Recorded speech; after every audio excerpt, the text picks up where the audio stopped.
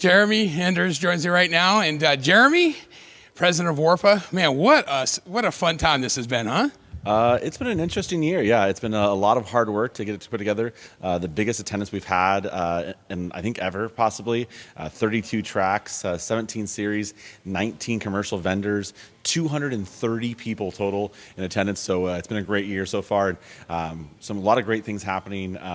In the rooms by the speakers, but also a lot of things happening off the area. You know, we have a lot of meeting rooms that happen here, a lot of schedules get put together. So it's been a special weekend for sure. Those announcers sure got rowdy, didn't they? Yeah, you know, those announcers, they're a rare breed. As a former, now retired announcer. No way. You're not retired because you always come back and do some big race every year. Yeah, I do like the Showdown, the Galloway, or like the Fall Classics or Apple Cup, or a couple of big ones. I don't even get to announce my own track though anymore, but yeah, but it's cool. It's the breakout rooms. That was something we knew this year. We've had the announcers one, but we had scoring on. We had a concessions breakout room. Concessions was where tracks make their business at and make some money at. So we had one for that. Had one for safety, for tech and safety area, the associations. But yeah, 230 people, 32 different tracks representing 7 different states in Canada. That's a huge variety of things. And I like the growth of like other areas. We always got the rogue Tennessee.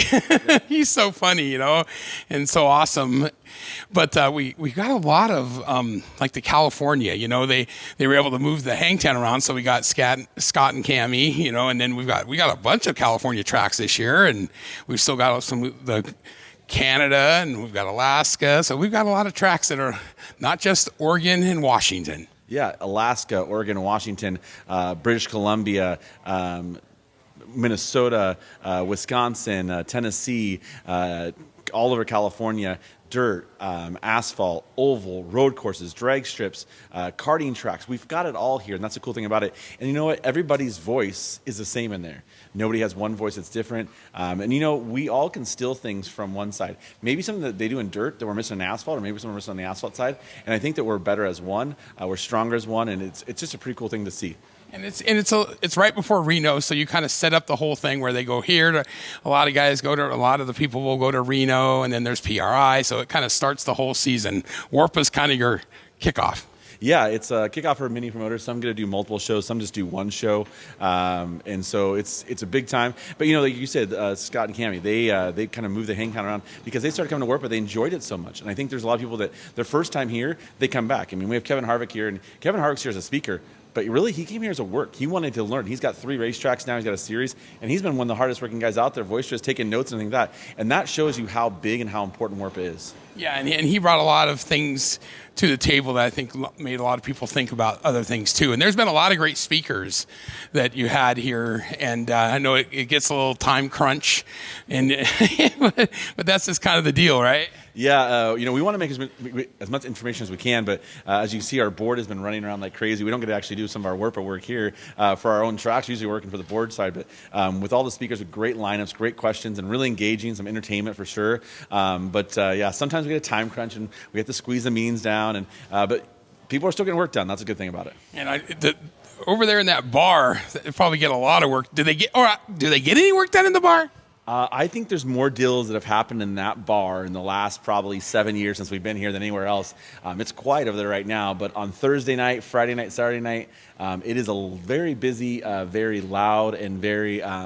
the liquid is flowing very strong there each of those nights. I bet the bartender puts this date. He calls you and finds out what date you're going to be here? We literally, one of our requests when we negotiate for WARPA here is Rocky is the bartender there. Yep. He's an amazing guy. Rocky knows, we've been coming back here for like 7 years, once a weekend. We walk up there and he knows each of our drinks still after 7 years. He looks forward to this is one of the biggest weekends of the year for them and for this hotel. And they're great. Sheridan's been great to work with, and they're a great partner for us. So now you start planning for next year. Well, you have a meeting after our little, around 6:00. You guys will have your, elect the new people, and probably kind of, because last year you made a little bit of a change. Obviously, you came on as president, so hopefully you'll keep kind of that in the same, because you can do president for how long?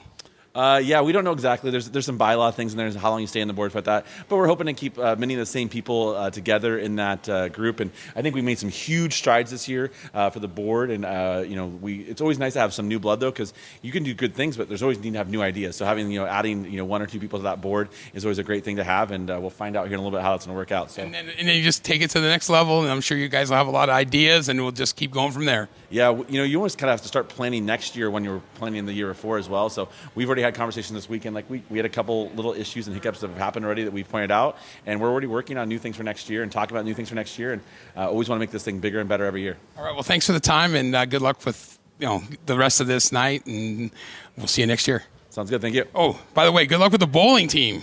Yeah. By the way, before we go, when do you have time to sleep? So between coaching bowling, high school bowling, Wenatchee Panthers go, the racetrack, we do karting in the wintertime. We have our dirt karting center and Columbia Basin Karting, one of the biggest karting stuff there. 7 kids at home. I have an amazing wife who takes care of them. They're all at home. Some are sick right now. And this, I don't sleep. I think this weekend I'm averaging about 4.5 hours of sleep. I do not think I think that's more maybe the bar having issues with that, but yeah. All right. Jeremy, thank you for your time. Thank you. This is Shaun, and you're in the dirt.